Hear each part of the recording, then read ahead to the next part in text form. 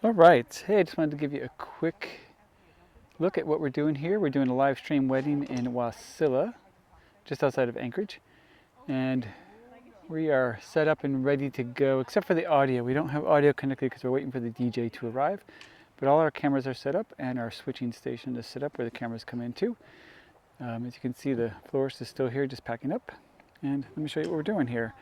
So this is kind of our central hub. We have a computer here which we're going to be able to watch the stream on to make sure it's getting sent out to the internet. And then we have our switcher right here, which will probably blink funny just because of frame rates, but it doesn't blink like that in real life. And this is how we control the cameras. So we have four cameras set up here so we can switch between the different views by just pushing these buttons here. And then we have our monitor here, which is the preview.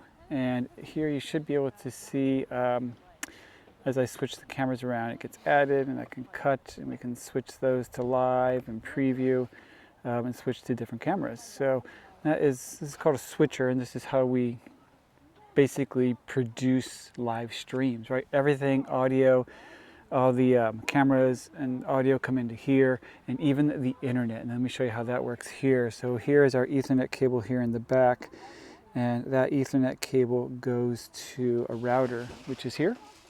And this router is a peplink, and inside there's actually 2 SIM cards, as well as a connection to a Starlink, which is way over there. You can kind of see it in the top right there. There's a little Starlink satellite dish, and so between all 3 of those come into this, and this device bonds all those signals and tries to give us a stronger signal. So if 2 gigs is coming from one and 3 from another and 3 from another, it bonds them, and maybe if we're lucky we get 6 or 7 gig worth of internet. So this is a really important part, especially when you're live streaming. Anyways, so that is basically our table headphones to monitor the whole thing, because we like to be able to make sure we are hearing as good sound as possible, especially when we have a DJ who we're hooking into. And of course we have a backup.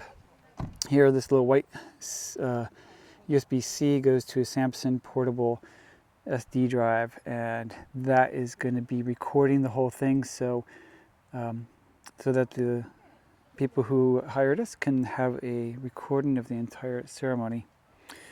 And as far as the cameras go, we have one remote kind of wireless rig here. This is a Sony a6400, and it has an HDMI wireless sender that sends actually over to this right here. And this is wired in. Actually, it's not wired in yet, but this will be wired in. This will actually be camera number 4. And that way we can actually have a camera in the aisle as the bride is coming down. And it's mobile, so we can be anywhere where the action is. Outside of that, we have 3 stationary cameras set up. This one's actually on. Most of them are off right now just because we're saving batteries.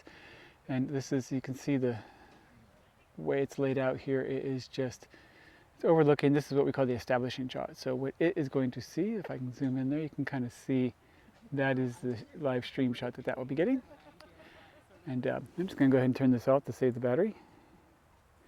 Since we are in a somewhat remote area, battery life, we are on batteries for the most part. Here is our second angle. This camera will just turn on really quick. Actually, you can just see what the angle will be there. And this is going to be on the officiant and the bride and groom.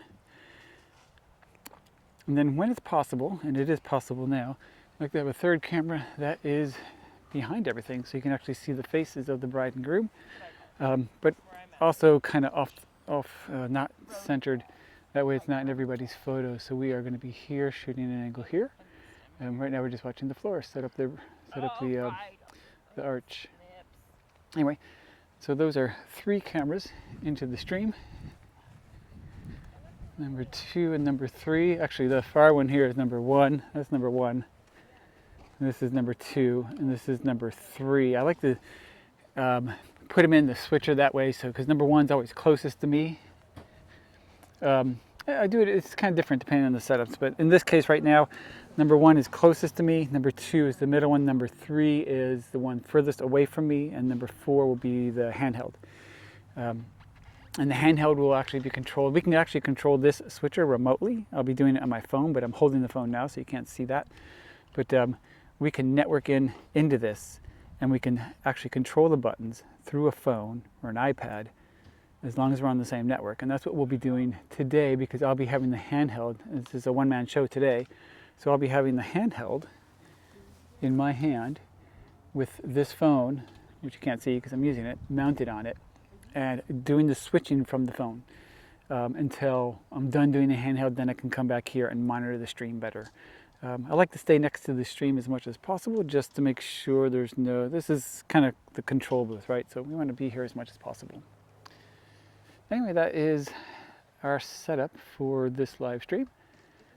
And now I'll show you that over here is where the reception will be. So it's a nice setup here. And the weather, as you can see, is holding out for us. It's actually a really beautiful place to be.